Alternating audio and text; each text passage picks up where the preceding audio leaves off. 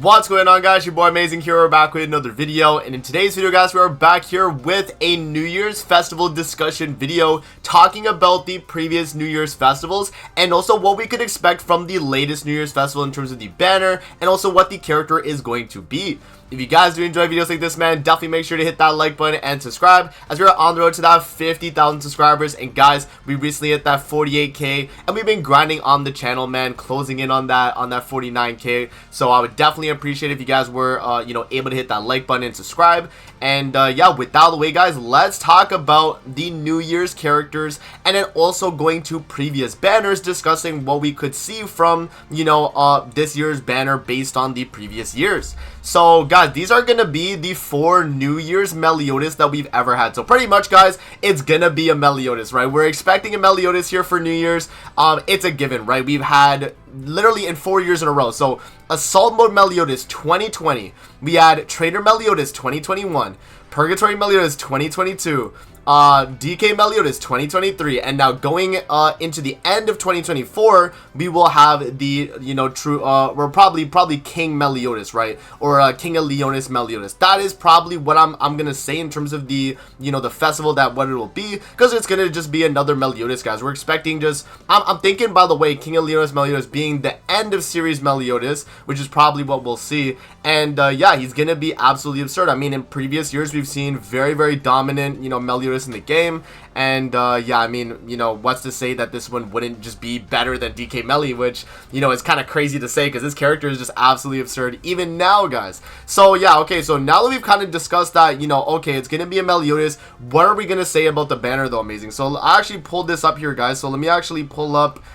this right here. So this is the ranking all characters that we've released in 2024 from the Sacred Treasure podcast. We did this on the podcast like earlier this week, guys, and yeah, this is what we're gonna use to kind of entail who could be on the banner, because I do want to have that as important information. But the main thing is we had DK Meliodas' banner from last year, and we also had Purgatory Meli's banner from the year prior. Now, one thing I do want to say about this though with Purg Meli is that his banner was actually a pull draw, guys. So this one might not count for characters we could see, but because Purg Meli's was a pull draw, it's harder to say with him, but it's more realistic to look at DK Meli's banner and kind of see what characters were on that. So with obviously the characters that I've released this year being these characters right here, for what we could maybe see on the banner. So I'm gonna actually remove the Purg Meli one right there, and let's actually look at the DK Meli banner here. So Demon King, Purgatory Meli, Esterosa, we had Light Elizabeth, Queen Diane, and Merlin. Now,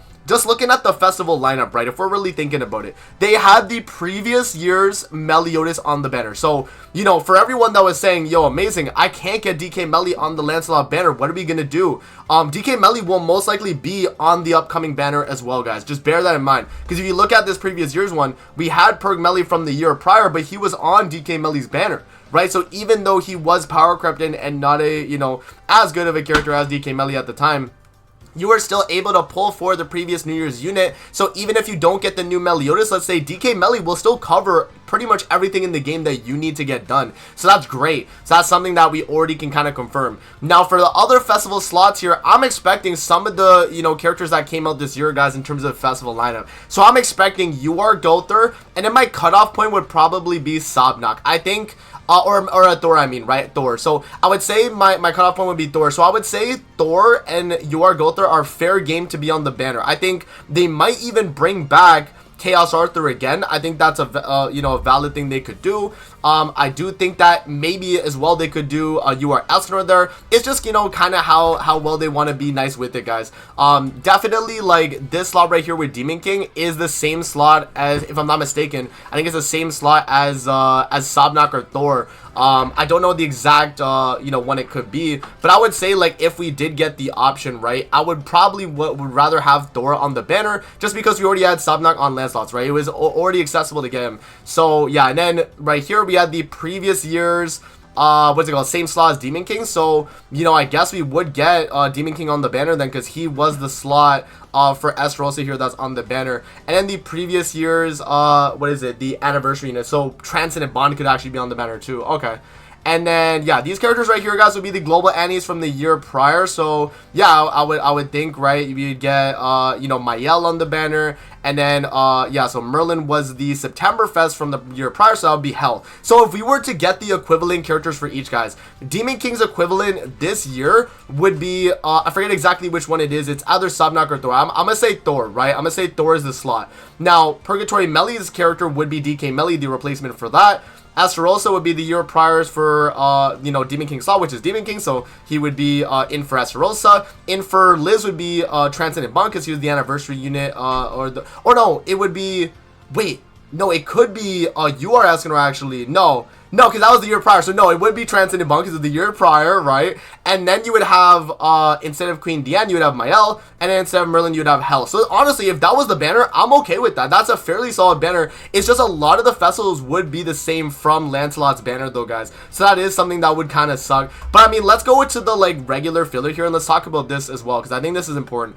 Both the demon supports at UR level 100, I think is great. If they want to bring this back, this would be a great way to bring in a bunch of new players. As if you're pulling on the banner, guys, and just getting UR level 100s, I mean, they're ready to go. You know, you just have to super awaken the character and you're able to use the character. So I think if they do a banner format like this, where, you know, every character you pull is UR level 100, and they slot in a bunch of characters from this year, like, I'm expecting, I'll probably say the cutoff point for, like, general characters this year will probably be, yeah, probably around, like, before Light Percival, maybe around, like, Chandler, right? So I would definitely expect to see, you know, like, this Percival from, you know, what we just got. I think maybe Infinity Merlin could be the cutoff point, actually, so maybe she could be on the banner too.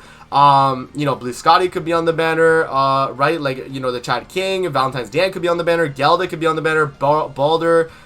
You know, I don't think this Esterosa, he's way too recent, guys. But, like, still, like, I think we could definitely fill out this year with a lot of good characters for the banner. And that is definitely a possibility, too, because they had a lot of, you know, good characters in this lineup for DK Melly's banner, right? So you have, like, Chandler, Cusack, which even though they didn't come out that year, they were the previous year for, you know, just, you know, support for demons. So that definitely is needed. So yeah, if we look at these characters, like, nothing's like crazy here or like insane that we don't want to pull, guys. Honestly, what they like to do with banners in Grand Cross, like, let's actually go to November Fest of that year. So let's actually go to that.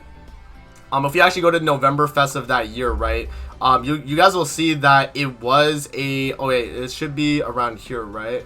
5.5 anniversary. Yeah, so this is the latest one. Let's go to the year prior. Let's go to the year prior, right? I want to see November Fest of the year prior, because that's where we'll really see, like, the difference in terms of the banners that we had, right? We had a crazy November Fest banner versus the actual, like you know, New Year's banner that we actually got, right? So obviously New Year's, right, with DK Melly. But now let's go back to the November Festival.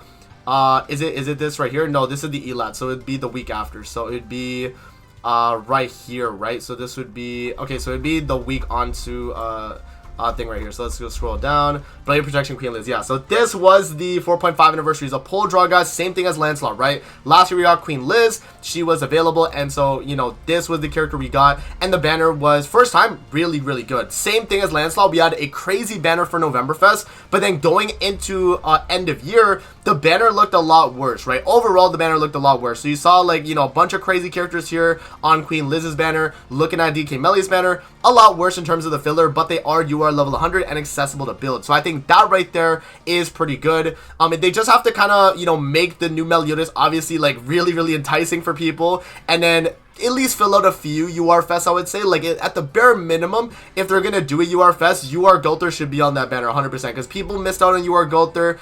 He wasn't able to be voted onto the Lancelot banner, so at least slotting in UR Gulther on this banner would be great. And then I think obviously DK Melly will be there too, because he's the previous year's New Year unit. And then I guess that last slot, I guess, would have to be Thor, right, if they want to have that character be on the banner.